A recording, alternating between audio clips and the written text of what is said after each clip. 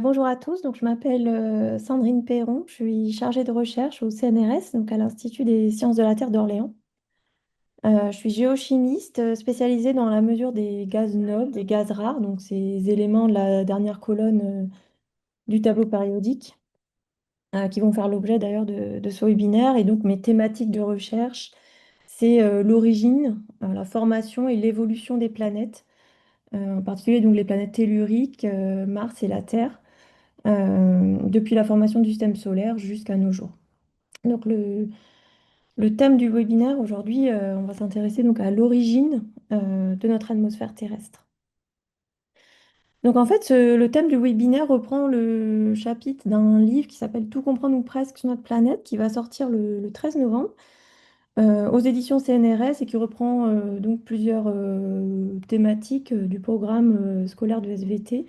Donc ici, on va aborder un des aspects donc, sur la formation de l'atmosphère terrestre. Donc voici une image de la Terre, en particulier on voit l'atmosphère terrestre vue depuis la Station spatiale internationale, l'ISS, donc c'est une image de la NASA.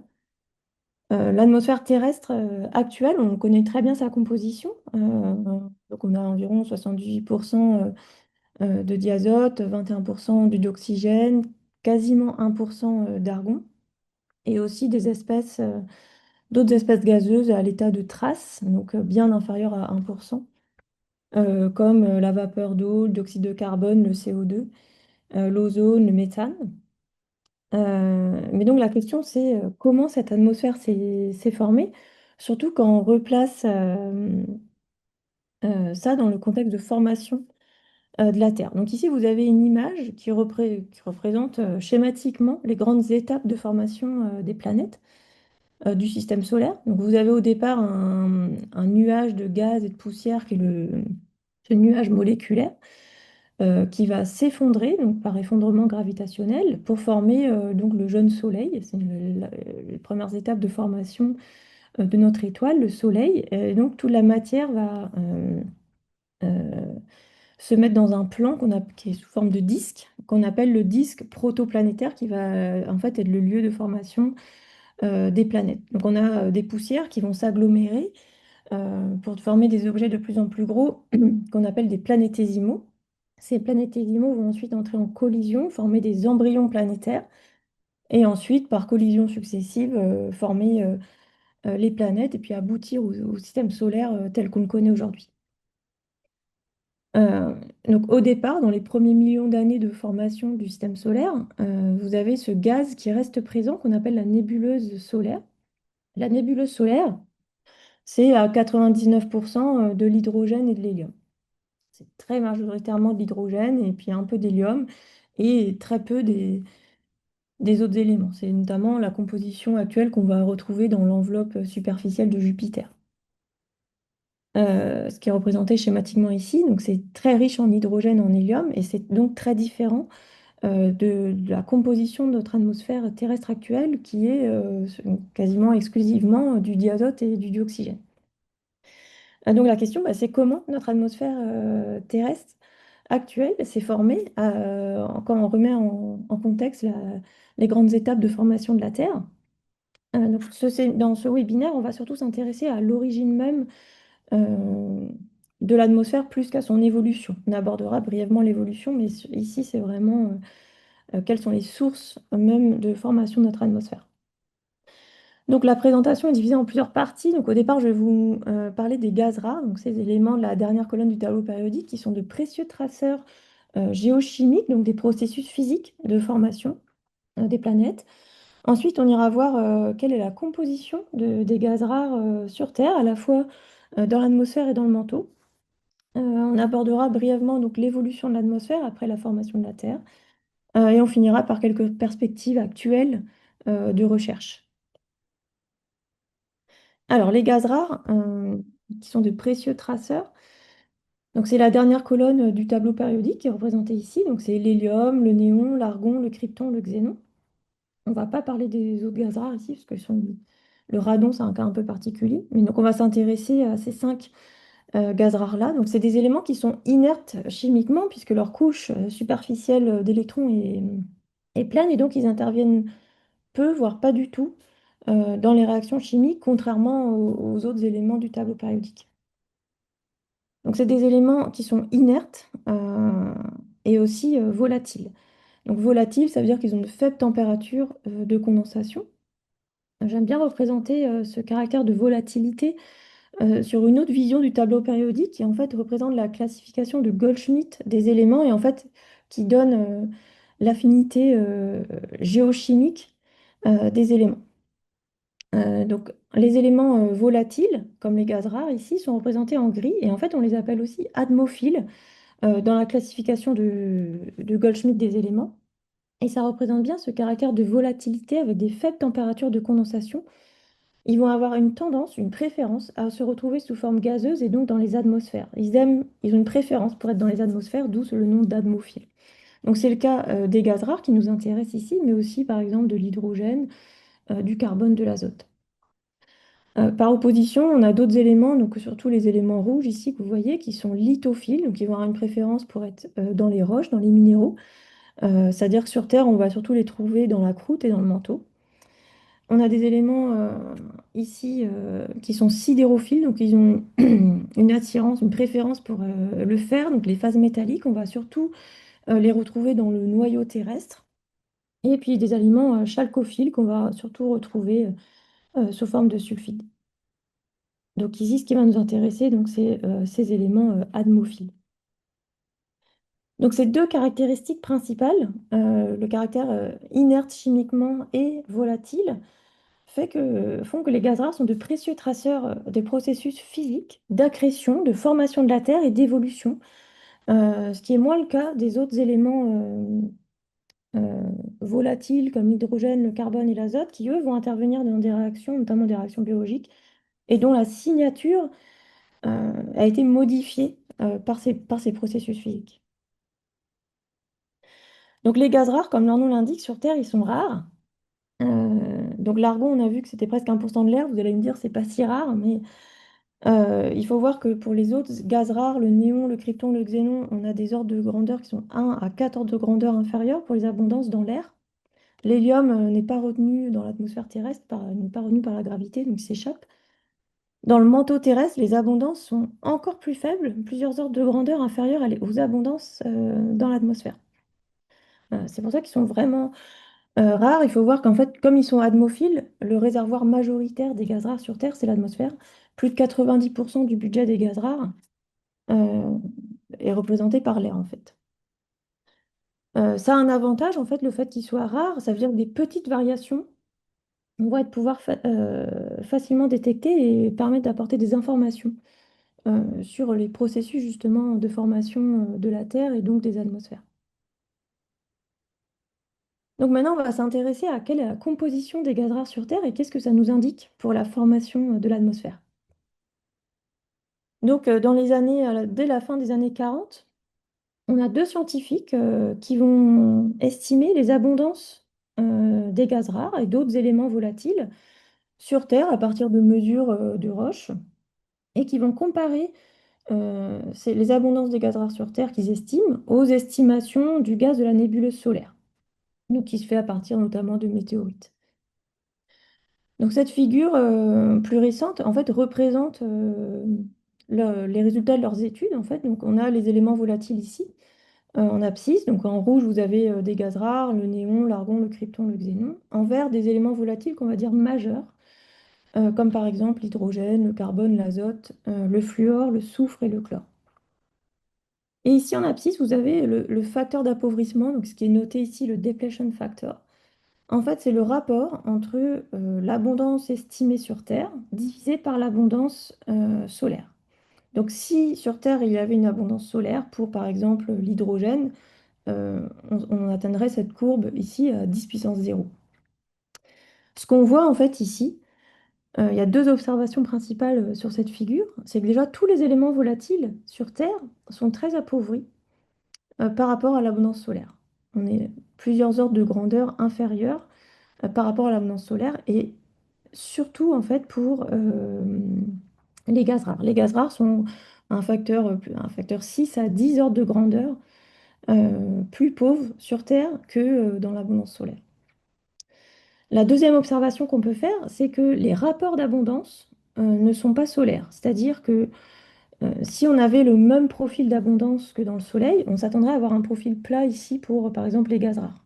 Ce qui n'est pas le cas. On voit que le rapport néon-argon sur Terre n'est pas identique au rapport solaire. On peut le représenter différemment. Donc ici, c'est une autre figure qui vous montre là en abscisse les abondances des gaz rares, donc par exemple le néon, l'argon, le krypton, le xénon.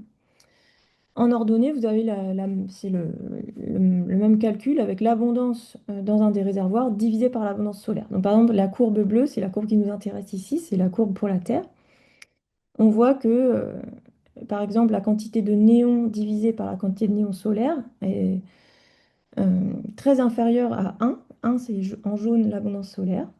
Et donc sur Terre, les gaz rares sont très appauvris par rapport à l'abondance solaire et en plus le profil n'est pas plat. Euh, et on l'a d'ailleurs appelé le profil planétaire parce qu'il ressemble aux météorites ici que vous voyez en vert. Ces deux observations, donc de fort appauvrissement des éléments volatiles, notamment des gaz rares, et de ce profil qui n'est pas plat, donc qui n'est pas solaire, sur Terre, a conduit ces deux scientifiques à conclure que l'atmosphère terrestre était d'origine secondaire. Ce n'est pas une atmosphère primordiale, issue du gaz, directement du gaz de la nébuleuse solaire. C'est une atmosphère d'origine secondaire due à des processus post-accrétion de la Terre, processus physiques liés à l'évolution, enfin post-accrétion de la Terre. Donc on va voir par la suite comment on peut expliquer cette origine secondaire de l'atmosphère. Donc dans les années 70, on a vraiment l'essor du développement de la spectrométrie de masse qui va permettre de mesurer les rapports isotopiques des gaz rares dans des roches, dans des échantillons. Donc les rapports isotopiques, c'est-à-dire qu'on mesure un rapport entre deux isotopes d'un même élément. C'est la proportion d'isotopes d'un même élément. Donc par exemple, c'est le rapport hélium 3 sur hélium 4 ou néon 20 sur néon 22 ou encore argon 40 sur argon 36. Donc ici, j'ai représenté un des premiers spectromètres de masse qui a été développé dans les années 70, justement, qui va servir à la mesure des rapports isotopiques des gaz rares dans différents types de roches, notamment des roches du manteau terrestre. Donc c'est un spectromètre qui a été conçu à l'Institut de physique du globe de Paris dans l'équipe de Claude Allègre. Donc il y a plusieurs types de spectromètres de masse, mais donc c'est toujours trois composants principaux, une source, un séparateur en masse, ici c'est un aimant, et ensuite un système de collection pour mesurer les isotopes. Donc ça c'est un spectromètre de masse un peu particulier qui est entièrement conçu en verre. Donc vous avez la source qui va ioniser l'échantillon. Donc en fait, quand on analyse les gaz rares, donc c'est le spectromètre de masse pour analyser les gaz rares, l'échantillon arrive sous forme gazeuse, va arriver dans la source, va être ionisé, c'est-à-dire que par exemple, si on a de l'hélium qui arrive, ça va faire un ion d'hélium 3+, un ion d'hélium 4+. Ce faisceau d'ions va passer à travers l'aimant et l'aimant va ensuite séparer les isotopes en fonction du rapport masse-surcharge. Donc à la sortie de l'aimant, on va avoir, dans le cas de l'hélium, un faisceau d'hélium 3+, un faisceau d'hélium 4+, qui vont pouvoir être détectés ici au niveau du système de collection. Donc on a plusieurs types de collecteurs en fonction de l'abondance des isotopes d'intérêt. Donc c'est là que vont se développer donc, les mesures des rapports isotopiques des gaz rares dans des échantillons rocheux. Ici, je vous montre juste une photo d'un spectromètre de masse actuel dédié à l'analyse des gaz rares. Donc en fait, maintenant on utilise des spectromètres de masse tout métal. Donc ici, vous avez la source à gauche, ici l'aimant, ce que vous voyez au centre, en gros, c'est l'aimant. Et ensuite, tout à droite, ici, le système de collection. Donc là, vous voyez qu'il y a 6 branches qui correspondent à 6 collecteurs. Ça veut dire qu'on peut mesurer en même temps 6 isotopes de masse différentes. Donc voilà. Et donc les échantillons qu'on peut analyser, notamment pour déterminer la composition du manteau pour les gaz rares, euh, c'est notamment des vers basaltiques. Donc ces vers basaltiques qu'on retrouve au niveau des fonds marins, par exemple au niveau des dorsales océaniques, ont été très étudiés pour déterminer la composition isotopique des gaz rares, donc pour l'hélium, le néon, l'argon, plus récemment pour le krypton et aussi le xénon, dans le manteau. Donc si je vous montre une photo d'un pilo lava donc, qui a été collecté au niveau d'une dorsale, donc sur les fonds marins. Et donc ce qui nous intéresse ici en géochimie des gaz rares, c'est cette fine couche superficielle que vous pouvez voir qui est brillante, qui constitue le verre en fait. Lorsque le magma arrive à la surface au niveau des fonds marins, ça va former une fine couche superficielle par trempe qui va donc figer instantanément et former donc cette couche vitreuse. Et c'est ça qui nous intéresse. Je vais vous expliquer donc, voilà pourquoi. Donc ici à droite, vous avez une image obtenue par microtomographie au rayon X d'un échantillon de verre basaltique sous-marin, donc euh, du volcan Fernandina aux Galapagos, donc du point chaud des Galapagos. Ici, vous avez une vision 2D et en haut, la reconstitution 3D, la vision 3D de cet échantillon. Ce qu'on voit en fait dans cet échantillon de verre, donc, c'est qu'on a la matrice du verre ici, donc qui est vitreuse, et puis ces ronds blancs, ce sont les bulles de gaz.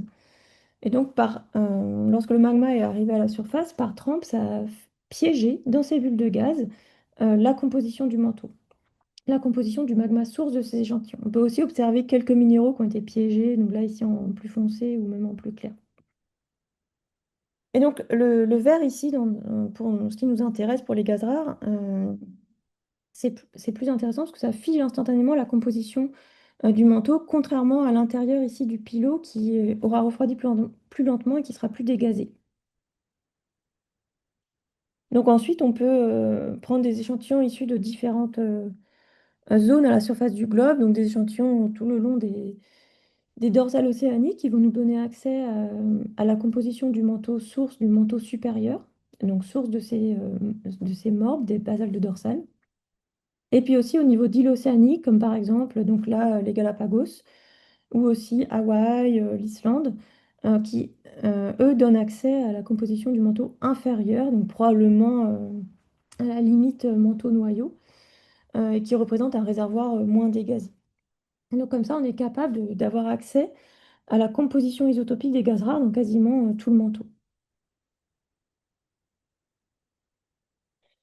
Donc dans un premier temps, avec le développement de la spectrométrie de masse, donc dans les années 70, les rapports isotopiques des gaz rares pour les isotopes radiogéniques vont être mesurés. Donc là, je vous ai présenté quelques isotopes radiogéniques des gaz rares. Donc on a par exemple l'hélium 4. L'hélium 4 dans le manteau, en fait, vient surtout de la désintégration de l'uranium et du thorium, l'argon 40 du potassium 40 et le xénon 129 de la désintégration de l'iode 129. Par spectrométrie de masse, comme je le disais, on mesure des rapports isotopiques. Donc en fait, le rapport isotopique, on normalise par rapport à un isotope non radiogénique. Donc c'est des isotopes qui sont représentés en bleu ici. Donc non radiogéniques, ça veut dire qu'ils vont pas être produits par des réactions de désintégration radioactive. Et donc on peut aussi dire qu'ils sont primordiaux. C'est-à-dire que leur composition sur Terre, en fait, à ces isotopes bleus, est directement issue de la formation de la Terre, des sources même qui ont permis de former la Terre. Donc par spectrométrie de masse, on va mesurer ces rapports isotopiques. Donc par exemple, le rapport hélium 4 sur hélium 3, argon 40 sur argon 36 ou xénon 129 sur xénon 130. Du fait que ces isotopes orange ici donc, soient radiogéniques, soient produits par des réactions de désintégration radioactive, c'est des isotopes qui sont plus abondants que ces isotopes bleus. Et donc ces rapports isotopiques-là sont plus faciles, je dirais, à mesurer. Donc c'est les premières mesures des rapports isotopiques précises de la composition des gaz rares dans le manteau ont été faites pour ces rapports isotopiques d'isotopes radiogéniques. Donc, je vous montre un exemple ici. On va s'intéresser particulièrement au xénon, au système iode-xénon. Ce qui est intéressant ici, c'est que c'est une radioactivité éteinte. Donc, la demi-vie, c'est 16 millions d'années, c'est-à-dire qu'actuellement sur Terre, on n'a plus d'iode 129. Tout l'iode 129 qui était présent initialement s'est désintégré en xénon 129. Comme la demi-vie est courte, 16 millions d'années, ça veut dire qu'au maximum 10 demi-vies, donc en moins de 200 millions d'années, euh, on peut former des différences pour ce rapport isotopique xénon 129 sur xénon 130. Ce qui n'est pas le cas des deux autres systèmes que je vous présente ici pour l'hélium et l'argon, où les demi-vies, c'est des radioactivités qui sont toujours en cours en fait. Les demi-vies sont beaucoup plus longues. Donc on va s'intéresser au cas particulier de l'iode xénon comme exemple. Euh, donc ici, j'ai représenté assez schématiquement dans un modèle en boîte une situation qu'on pourrait avoir dans les premiers millions d'années après la formation de la Terre. Donc on a notre manteau terrestre en orange ici, et puis j'ai représenté une atmosphère en formation. On ne sait pas encore exactement ce qui était présent dans les premiers millions d'années, dizaines de millions d'années après la formation de la Terre. Donc si on considère notre manteau, j'ai représenté en vert des atomes d'iode 129, en orange des atomes de xénon 129 et en bleu des atomes de xénon 130. Donc si on imagine par exemple qu'on a une phase importante de dégazage du manteau pour aller dans l'atmosphère, en fait le xénon, comme on l'a vu au départ, il est atmophile, il est très volatile. Donc dès qu'il y a un phénomène de fusion du magma, par exemple au niveau d'une dorsale, le xénon va être dégazé, va partir dans l'atmosphère. Donc c'est ce qui est représenté ici. On a des atomes de xénon 129 et de xénon 130 qui partent dans notre atmosphère. Par contre, l'iode 129, il est lithophile. Il va rester dans la partie rocheuse. L'épisode de dégazage, en fait, va garder le même rapport isotopique. Donc dans cette étape-là, le rapport xénon 129 sur xénon 130 du manteau va être le même dans le manteau et dans l'air. Par contre, très rapidement, en fait, notre iode 129, lui, va continuer à se désintégrer, ce qui fait que dans le manteau, s'il n'y a plus de dégazage, le rapport xénon 129 sur xénon 130 va devenir plus grand que le rapport observé dans l'air. Et donc là, je représente assez schématiquement une évolution de ce système isotopique iode-xénon.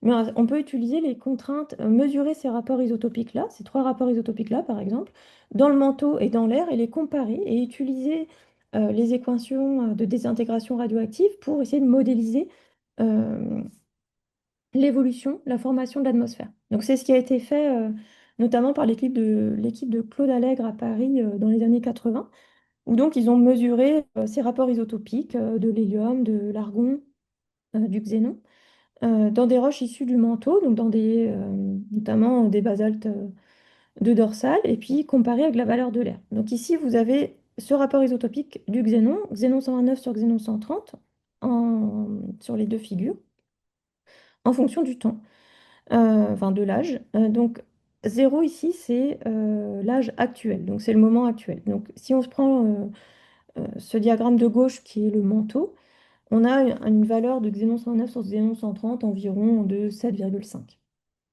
La valeur de l'air actuelle, c'est 6,5. Donc en fait, on est dans cette configuration que j'ai représentée schématiquement où le manteau a un rapport xénon 129 sur xénon 130 plus grand que la valeur de l'air. Donc schématiquement, on peut déjà voir, sans utiliser les équations de dégazage, euh, que ça induit un fort épisode, euh, un fort épisode de dégazage suivi d'une accumulation de production de xénon 129 dans le manteau après cet épisode de dégazage. Et donc, basé sur les équations de radioactivité, puis sur les mesures des rapports isotopiques dans les roches, les premiers modèles de formation de l'atmosphère ont été faits, donc, notamment par l'équipe de Claude Allègre.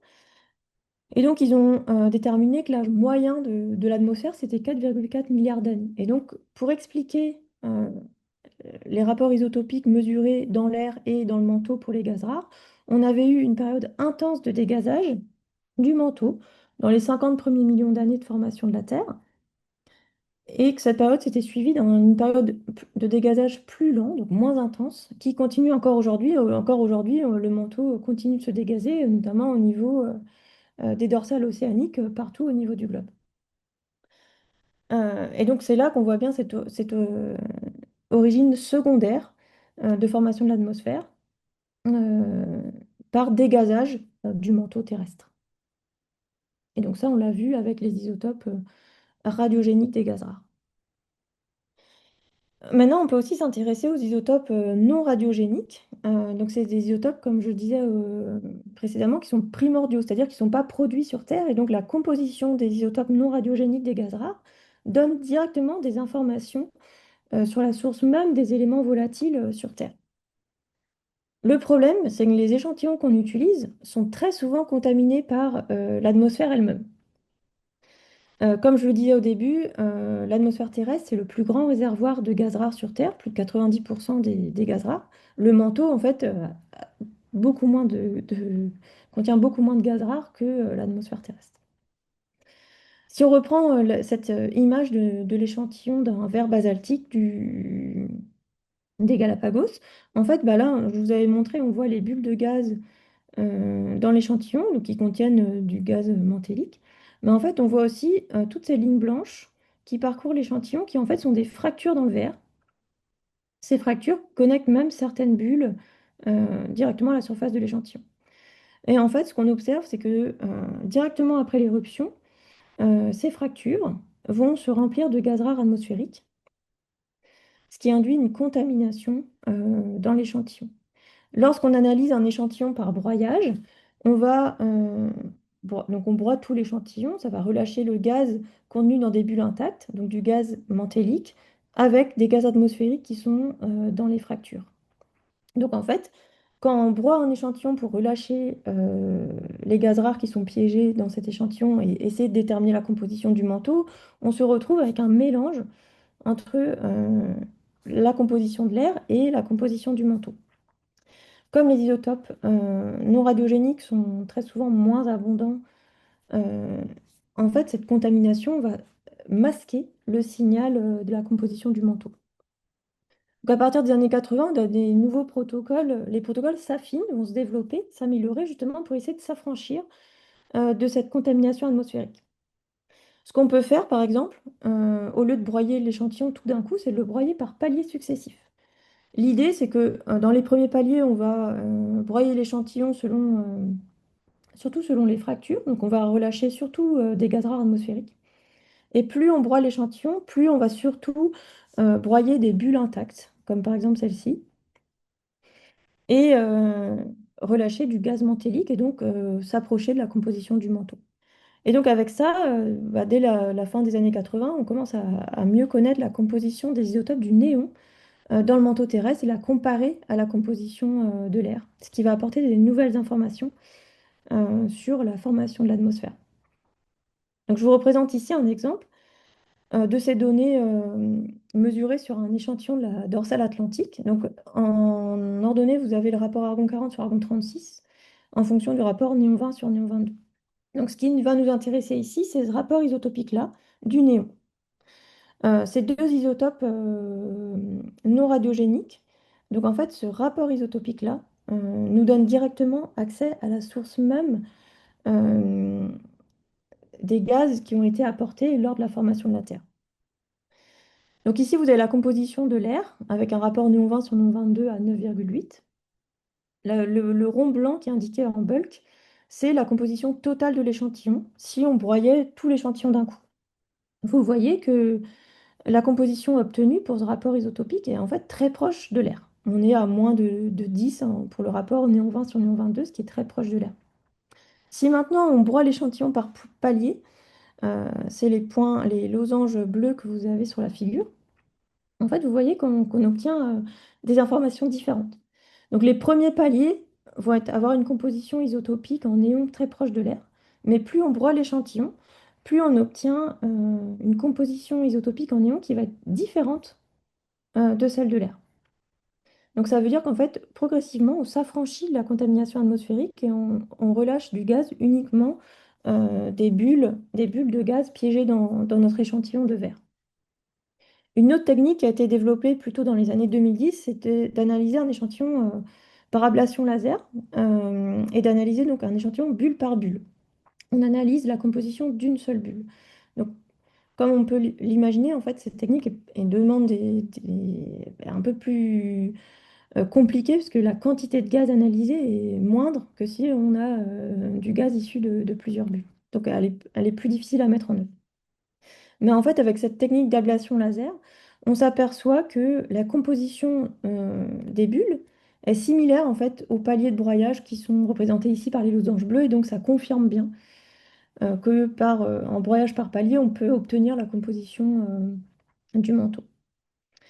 Une information importante qu'on voit ici, c'est que donc, les rapports isotopiques du néon, néon 20 sur néon 22 dans le manteau, et là au niveau de la dorsale atlantique par exemple, mais c'est le cas ailleurs avec d'autres échantillons, euh, ce rapport isotopique néon 20 sur néon 22 est très différent, on est à 12,5, très différent de la valeur de l'air.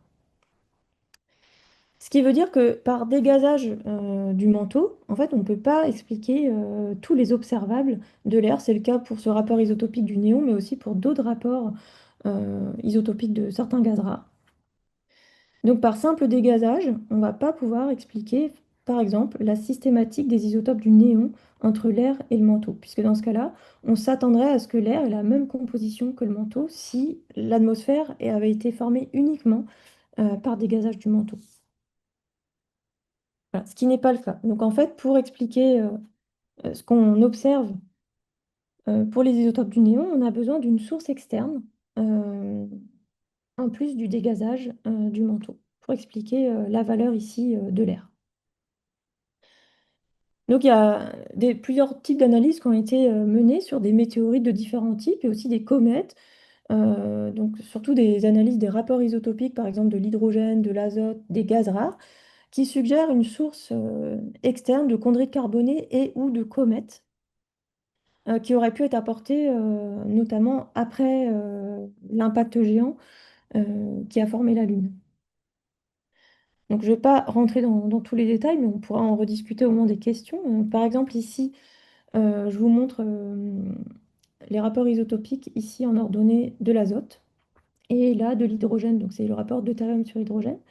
Pour la Terre, donc ici vous voyez la Terre, et vous voyez que la composition de la Terre pour l'azote et l'hydrogène est en fait très proche de tous ces ronds jaunes et verts que vous voyez là, qui sont en fait à l'échelle des chondrites carbonées. Ici, vous avez les comètes, les carrés violets.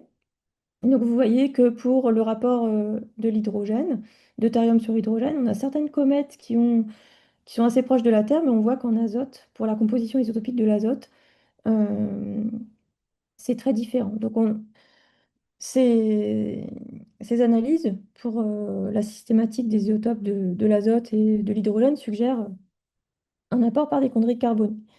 On a eu une autre information très importante avec les isotopes du xénon plus récemment. Donc, on a dans les années 2010, l'Agence spatiale européenne a lancé la mission Rosetta, qui a permis d'aller analyser directement des éléments volatiles dans la chevelure de la comète 67 PCG, qui est représentée ici, donc je ne prononce pas le nom en entier. Et donc, cette mission, Rosetta, avait à bord toute une série d'instruments scientifiques pour faire des analyses sur la comète, et notamment un spectromètre de masse pour aller mesurer la composition isotopique de certains éléments volatiles, donc dans la chevelure de la comète, c'est-à-dire la phase gazeuse qui va être expulsée par la comète lorsqu'elle se rapproche du Soleil. Et donc, certains rapports isotopiques du xénon ont pu être mesurés, donc là, un autre gaz rare. Et je vous présente ici les résultats. Donc, en abscisse, vous avez certains isotopes du xénon, donc de masse 128, 129, etc., jusqu'à masse 136. Et en ordonnée, c'est donc les valeurs qui ont été mesurées. Donc, ce que je veux juste montrer, c'est que en vert, ici, vous avez la courbe pour la composition initiale de l'atmosphère. En bleu, vous avez un mélange qui correspond à 1/5 de comète plus 4/5 de chondrites, qui sont donc des météorites indifférenciées. Et donc, ce qu'on voit, c'est qu'on a une très bonne correspondance. Et donc, grâce à cette mission de l'Agence spatiale européenne dans les années 2010, on a pu montrer qu'environ 1/5 du xénon atmosphérique provient probablement de comètes. Et donc, ça, c'est une des premières évidences qui suggère fortement que les comètes ont aussi contribué à la formation de l'atmosphère. Voilà. Donc maintenant, on va parler brièvement de l'évolution de l'atmosphère après ces premières phases de formation. Donc, Là encore, on a une information intéressante via l'analyse des isotopes du xénon. Donc on peut analyser la composition passée de l'atmosphère via notamment des échantillons de quartz hydrothermaux qui se sont formés de l'actuel jusqu'à l'archéen. Donc ces quartz hydrothermaux ont piégé des inclusions fluides qui en fait ont piégé la composition de l'atmosphère au moment de leur formation. Donc ça apporte des informations très intéressantes sur ces échantillons précieux pour déterminer la composition de l'atmosphère dans le passé. Donc c'est ce qui est représenté sur cette figure, donc avec l'âge en abscisse, donc 0 c'est l'actuel, et en ordonnée c'est la différence de composition par rapport à l'actuel. Donc si on est à 0 ici, ça veut dire on observe la même composition que la composition isotopique du xénon actuel dans l'air. Si par contre on est au-dessus, ça veut dire que euh, c'est différent de la valeur actuelle. Ici, ce qui est représenté par U-xénon, c'est probablement la composition isotopique en xénon initial de l'air. Et donc, grâce à ces échantillons, ici, tous les points, ça correspond à des analyses d'échantillons d'âge, vous voyez, entre 1,5 à 3,5 milliards d'années. Donc, ça représente l'évolution de la composition isotopique en xénon au cours du temps dans l'atmosphère. Donc, c'est environ vers 2 milliards d'années, 2,5 milliards, qu'on aurait atteint la composition isotopique actuelle en xénon.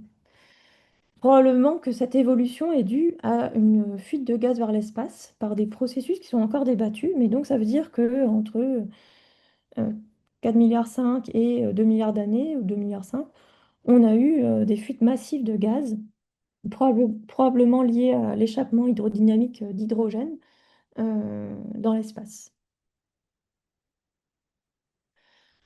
Donc, on a peu d'informations sur la composition de l'atmosphère. On n'a pas d'échantillon en fait qui nous permettent de déterminer la composition de l'atmosphère avant 4 milliards d'années. Mais on peut essayer de la déduire, notamment par des modélisations de la formation de la Terre. Probablement qu'on avait une atmosphère qui était riche en dioxyde de carbone, en eau et en azote. Après 4 milliards d'années, on peut avoir des contraintes plus ou moins indirectes sur la composition atmosphérique. Ce qu'on sait, notamment via les isotopes du soufre, donc c'est-à-dire une contrainte indirecte, euh, on voit que avant 2,4 milliards d'années, l'atmosphère ne contenait très peu ou pas de dioxygène. Donc on avait une atmosphère anoxique. Ensuite, avec le développement de la vie sur Terre, l'apparition des cyanobactéries, donc d'abord développement de la vie marine, on va avoir une certaine oxygénation. Et donc, entre 2,4 et 2 milliards d'années, il y a ce grand événement d'oxygénation de l'atmosphère qui a été observé notamment indirectement via les isotopes du soufre. Donc, j'ai représenté ici, c'est une figure d'un article qui représente notamment l'évolution de la pression partielle dans certaines espèces, donc notamment pour le dioxygène en vert ici où entre 2,4 et 2 milliards d'années, vous avez cette forte augmentation de la quantité de dioxygène dans l'atmosphère. Donc ça, c'est une courbe un peu hypothétique, hein, et exactement la forme de la courbe. C'est pas très bien contraint, mais on sait qu'on a cette forte augmentation de la concentration d'oxygène dans l'atmosphère, suivie par des augmentations ensuite plus tardivement qui sont liées en fait, à l'évolution de la vie sur Terre. Donc notre atmosphère va devenir progressivement plus habitable et puis évoluer vers la composition qu'on connaît aujourd'hui. Alors, pour finir, je vais vous présenter donc des perspectives de recherche actuelles. Donc, un bilan déjà sur ce qu'on a vu aujourd'hui, c'est qu'on a notre atmosphère actuelle, elle est secondaire, elle n'est pas primordiale, c'est-à-dire qu'elle n'est pas issue du gaz de la nébuleuse. C'est une atmosphère secondaire qui est issue à la fois du dégazage du manteau, surtout une période intense de dégazage dans les dizaines de premiers millions d'années de formation de la Terre, suivie par une période de dégazage plus lent, et aussi une deuxième source, c'est une source externe de chondrites carbonées et ou de comètes. Donc avant 4 milliards d'années, une atmosphère, même avant 2,4 milliards d'années, une atmosphère anoxique, donc sans oxygène, et qui va ensuite évoluer, devenir s'oxygéner en lien avec le développement de la vie sur Terre. Alors une question qui intéresse beaucoup de chercheurs actuellement, c'est est-ce qu'il y a eu une atmosphère primordiale solaire avant cette atmosphère secondaire, c'est-à-dire est-ce que la Terre en formation, euh, au départ de sa formation, il y avait cette nébuleuse solaire, comme on a vu au début, la nébuleuse solaire, sa durée de vie, c'est quelques millions d'années. 10 millions d'années maximum, sachant que la Terre, elle, va se former sur une échelle de temps plutôt de 100 millions d'années, mais la question c'est est-ce que la Terre en formation aurait pu capturer du gaz de la nébuleuse solaire? Donc ça, c'est une question qui est encore très débattue, notamment ce qu'on mesure avec les isotopes du néon, c'est qu'on a une composition qui est proche de la composition solaire dans le manteau terrestre. Et donc, il y a beaucoup d'études encore aujourd'hui, notamment au laboratoire ici, pour voir quel processus permet d'expliquer la composition des isotopes du néon dans le manteau.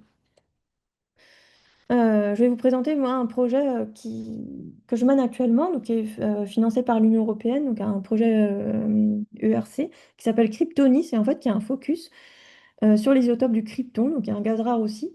Les isotopes du krypton ont été relativement peu étudiés jusqu'à présent dû à des difficultés analytiques. Et donc le projet ici qu'on mène au laboratoire, c'est de déterminer donc, la composition isotopique des isotopes du krypton pour apporter donc une autre brique, un autre point, une brique à cette compréhension de l'histoire des éléments volatiles depuis la formation du système solaire jusqu'à aujourd'hui. Donc le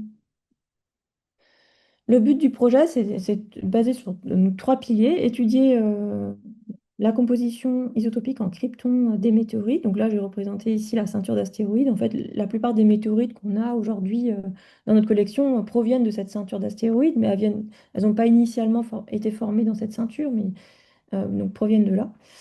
Un deuxième volet, c'est de s'intéresser à la composition du manteau martien. Donc on a des météorites martiennes qui nous permettent de déterminer la composition isotopique du manteau martien. Et puis un troisième volet qui est s'intéresser à la composition du manteau terrestre au cours du temps. Donc comme je vous présentais, avec les basaltes de dorsale, on peut déterminer la composition du manteau actuel. Et donc là, on va aussi regarder, essayer de déterminer la composition du manteau terrestre au cours du temps pour les isotopes du krypton. Et donc ça nous permet de mieux comprendre comment les atmosphères se forment, à la fois sur Terre, mais aussi par exemple ici sur Mars. Euh, donc voilà, je vous remercie pour votre attention et je serais ravie de répondre à vos questions. Merci. Merci à vous, Sandrine. Alors, effectivement, il y a quelques questions. La première, l'oxygène n'est pas classé dans les atmophiles? Ah oui, alors en fait, non, oui, voilà, c'est lithophile en effet sur la... Attendez, je vais enlever le... Je vais remontrer le tableau. En effet, là, il est lithophile parce qu'en fait, ça montre l'affinité géochimique. Donc, c'est-à-dire que l'oxygène, majoritairement, on va le retrouver associé dans des minéraux, par exemple dans les silicates. Donc, on va plutôt oui, le retrouver dans la croûte et dans le manteau. Donc, c'est un cas un peu particulier qu'en effet, c'est un élément qui est volatile, mais géochimiquement, enfin, sur les planètes, en fait, le budget majoritaire va être dans les minéraux. Oui, merci. Alors, on fait bien un rapport isotopique ici pour permettre la comparaison entre manteau et air. Sinon, est-ce que c'est pas possible de le faire? Voilà, en fait, c'est l'histoire que j'ai retracée là, via les gaz rares, c'est vraiment la combinaison entre ce qu'on mesure pour les rapports isotopiques dans l'atmosphère et puis aussi dans le manteau. Notamment ce que je présentais avec les isotopes radiogéniques. Donc, par exemple, cette figure-là, si on utilise les équations de désintégration radioactive, c'est vraiment la comparaison entre le rapport en xénon 129 sur xénon 130 mesuré dans l'air et dans le manteau, puisqu'on sait des équations de la désintégration radioactive qui permet de retracer euh, cette histoire du dégazage.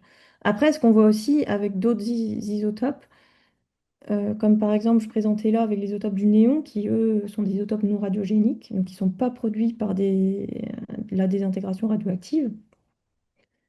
Euh, là aussi, c'est la comparaison entre l'air et le manteau qui nous permet de dire bah, que le dégazage seul ne suffit pas. Et donc d'essayer de trouver d'autres sources potentielles qui permettent d'expliquer la valeur finale de l'air. Merci. Y a-t-il une interaction avec l'eau océanique au cours du dégazage du manteau, avant que les isotopes n'arrivent dans l'atmosphère? Ouais, alors en fait, pour les gaz rares, pour ce qui nous intéresse, c'est la composition isotopique pour les isotopes, hein, des gaz rares dans l'eau est la même que dans l'atmosphère. Il y a une interaction dans le sens où, euh, quand je parlais de contamination atmosphérique, en fait, c'est au sens large, parce qu'en fait, ce qu'on s'est aperçu, c'est que la contamination des échantillons commence dès leur mise en place sur les fonds marins. Donc, même si on arrive à collecter des échantillons sur les fonds marins et ensuite à empêcher qu'il y ait un contact avec l'air, par exemple, lors d'une mission océanographique, euh, même s'il n'y a pas de contact avec l'air, mais qu'il n'y a eu que du contact avec l'eau de mer, il y a quand même cette contamination. Après, les rapports élémentaires, donc par exemple le rapport néon sur argon, n'est pas le même dans l'air que dans l'atmosphère. L'eau de mer va être enrichie en gaz rares lourds par rapport à l'atmosphère. Mais la composition isotopique est la même, ce qui simplifie un peu ici nos interprétations. Comment expliquer que le taux de dioxygène n'augmente plus? Bah, oui, alors la quantité de dioxygène là, enfin, après, ça c'est quand même c'est pas ma spécialité, mais Euh, globalement, en fait, l'évolution qu'on voit ici, elle est surtout liée aux évolutions biologiques, dont moi je ne suis pas spécialiste, mais et pas liée au dégazage du manteau. Pourquoi ne peut-on pas dire que l'atmosphère secondaire serait liée à l'apparition du dioxygène? Alors, dans ce cas-là, si l'atmosphère secondaire était liée à l'apparition du dioxygène, ça veut dire que le dioxygène dans l'air est apparu à partir de 2,4 milliards d'années. Ça veut dire que l'atmosphère actuelle, en fait, aurait cet âge-là, serait euh, formée à partir de 2,4 milliards d'années. Ça, c'est pas compatible avec notamment les rapports isotopiques des gaz rares, notamment du xénon. Donc, ce que j'ai présenté ici avec le rapport xénon 129 sur xénon 130. En fait, on observe une valeur de ce rapport-là de 6,5 qui est plus basse que celle de l'air. Sachant que des variations pour ce rapport isotopique n'ont pu être formées que très tôt, comme je l'expliquais. En fait, la demi-vie de ce système de l'iode 129, c'est 16 millions d'années. Donc, en fait, les variations pour le rapport isotopique xénon 129 sur xénon 130 n'ont pu être formées que dans les, mettons, 200 premiers millions d'années de formation de la Terre. Donc, c'est vraiment schématiquement cette phase-là où qui est représentée ici, un fort épisode de dégazage dans les dizaines de premiers millions d'années qui permet d'expliquer qu'en fait, l'atmosphère aurait figé la composition isotopique en xénon 129 sur xénon 130 du manteau, donc à 6,5, et qu'ensuite, dans le manteau, ça a continué à augmenter après ce fort épisode de dégazage. Et donc, on observe aujourd'hui un rapport xénon 129 sur xénon 130 dans le manteau qui est plus haut que l'air. Après, c'est sûr que malgré cette origine secondaire, ce fort dégazage, on a eu des évolutions comme je l'ai montré bah, donc avec la quantité d'oxygène, mais aussi avec les isotopes du xénon, on a eu des fuites massives de gaz entre 4,5 et 2,5 milliards d'années. Donc c'est pas ce que je présente là, qui est plus vieux que 2,5 milliards d'années, il y a quand même eu des évolutions. Alors, une autre question. Concernant l'oxygénation de l'atmosphère, certains auteurs relativisent le rôle des organismes photosynthétiques en mettant en avant le rôle du volcanisme. Qu'en pensez-vous? Alors ça, c'est moins ma thématique de recherche. Après, enfin, ce qu'on voit, quand même, par rapport à l'oxygène, moi, ce que j'en connais, ce qu'on lit dans la littérature, c'est quand même que c'est bien lié au développement de la vie et des différents organismes, des différents types d'organismes au cours du temps euh, qui sont liés à cette évolution de la pression partielle en dioxygène dans l'air. Alors, il peut y avoir un effet un peu du volcanisme, mais c'est vraiment lié plutôt, enfin, pour moi, à mon sens, au développement de la vie telle qu'on la connaît. Est-ce qu'on a des exemples d'atmosphère primordiale toujours en place dans les objets du système solaire? Alors, dans les objets du système solaire même, oui, c'est une bonne question. D'ailleurs, c'est comment dire, un des objectifs de mon projet là, que je présentais sur les isotopes du krypton. Par exemple, si on prend le cas de Mars, l'atmosphère de Mars, on ne comprend pas très bien, parce que donc, pour la composition isotopique en krypton et du xénon dans l'atmosphère martienne, on a une composition qui est solaire.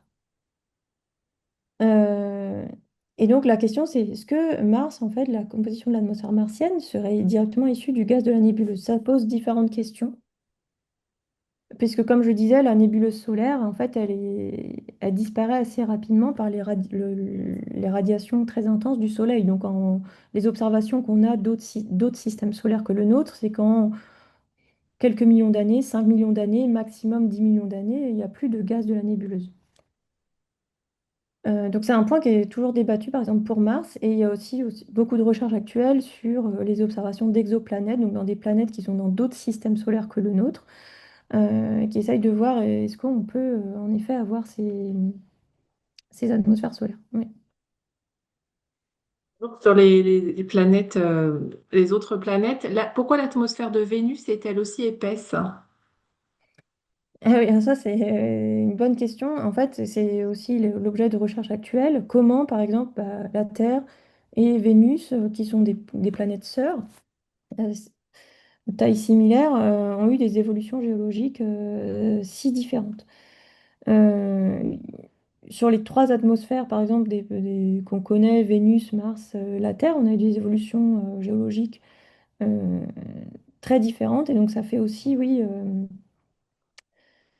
l'objet de recherche. Par exemple, des grosses différences entre Vénus et la Terre, c'est que, on n'a pas de tectonique des plaques euh, telle qu'on la connaît aujourd'hui sur Terre. C'est plutôt ce qu'on appelle un stagnant lead, où en fait on a une seule plaque qui court.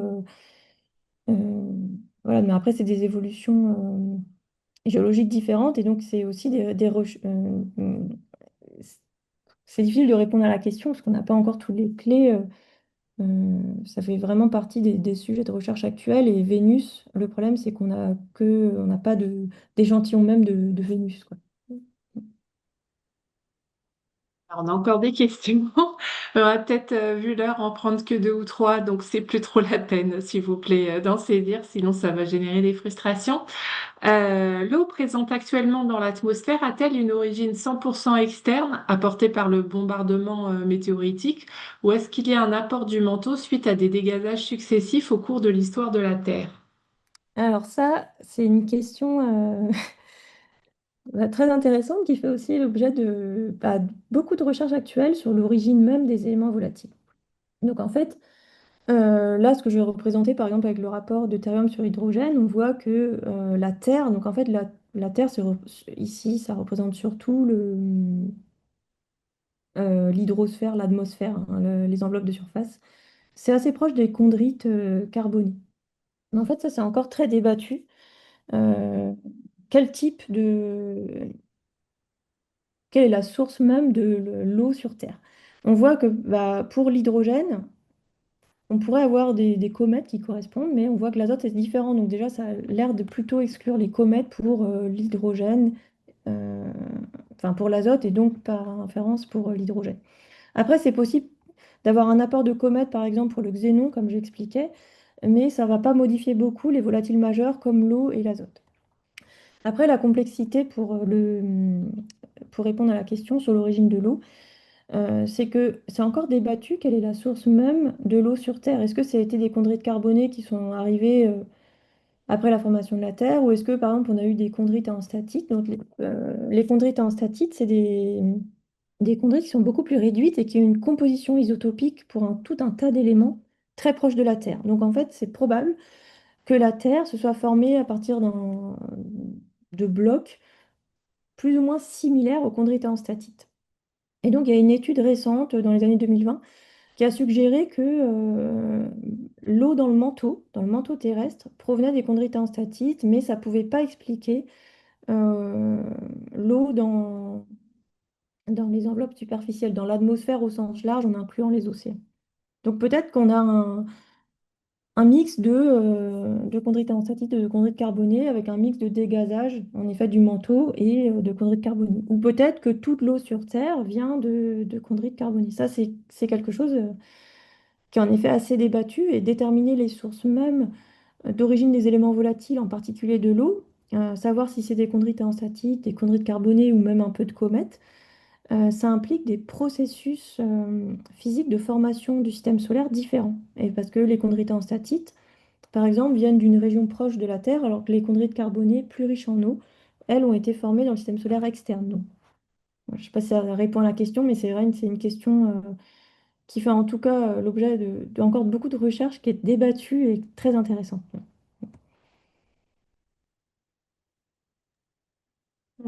Je pense que la dynamo terrestre s'est mise en place vers 4 gigas d'années.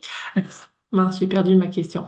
Y a-t-il une signature isotopique le montrant? Car avant la mise en place du champ magnétique, le vent solaire aurait érodé l'atmosphère. Oui, alors là, je pense que la question, ça fait plutôt...